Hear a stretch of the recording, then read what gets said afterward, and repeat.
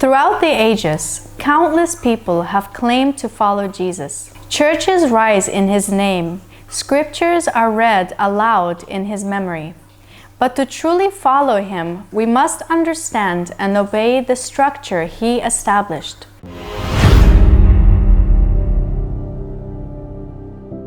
We begin with a stern warning from Jesus, directed not to pagans or outsiders, but to the religious leaders of his time. Woe to you, scribes and Pharisees, hypocrites! For you build the tombs of the prophets and decorate the monuments of the righteous, saying, if we had lived in the days of our fathers, we would not have taken part with them in shedding the blood of the prophets. Thus you witnessed against yourselves that you are sons of those who murdered the prophets. Jesus exposes the deception of their hearts.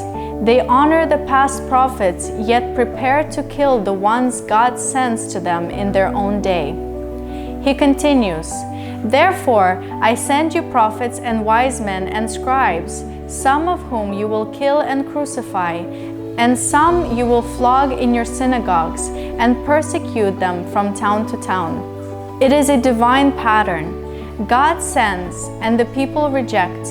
And in that rejection, they think they are preserving their religion, yet they are cutting themselves off from God. So Jesus gave his disciples a clear principle, a divine command that cannot be ignored. Whoever receives you receives me, and whoever receives me receives him who sent me. And again, truly, truly I say to you, whoever receives the one I send receives me, and whoever receives me receives the one who sent me. To receive the disciples is to receive Jesus, and to receive Jesus is to receive the Father.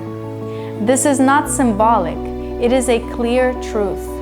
The one who receives a prophet because he's a prophet will receive a prophet's reward. But Jesus went further. Among all his disciples, he appointed Simon Peter to be the foundation of his church, the visible authority of the kingdom on earth. And I tell you, you are Peter, and on this rock I will build my church, and the gates of hell shall not prevail against it. I will give you the keys of the kingdom of heaven, and whatever you bind on earth shall be bound in heaven, and whatever you loose on earth shall be loosed in heaven. This was a divine appointment. Jesus gave Peter authority over the church, and through Peter and the apostles chosen by Jesus, the teachings and judgments of Christ would be made known to the world. So every Christian, if they are truly Christian, must receive and obey Simon Peter and the true disciples of Jesus. This was not a suggestion, this was a commandment from Jesus Christ himself. And to reject them, Scripture gives us the answer. In the first epistle of John, it is written, who is the liar but he who denies that Jesus is the Christ? This is the antichrist, he who denies the Father and the Son. How does one deny the Father and the Son? By rejecting the one sent in their name. For Jesus said, whoever receives the one I send receives me, and whoever receives me receives the one who sent me. So the one who rejects Simon Peter and the true disciples, the appointed witnesses of Christ, is denying both the Son and the Father. And that, according to the Scripture, is the spirit of the Antichrist. It is not enough to say, I believe in Jesus. Many in history have said the same, even as they rejected his living representatives. That very rejection is proof that their faith is false. The truth is clear.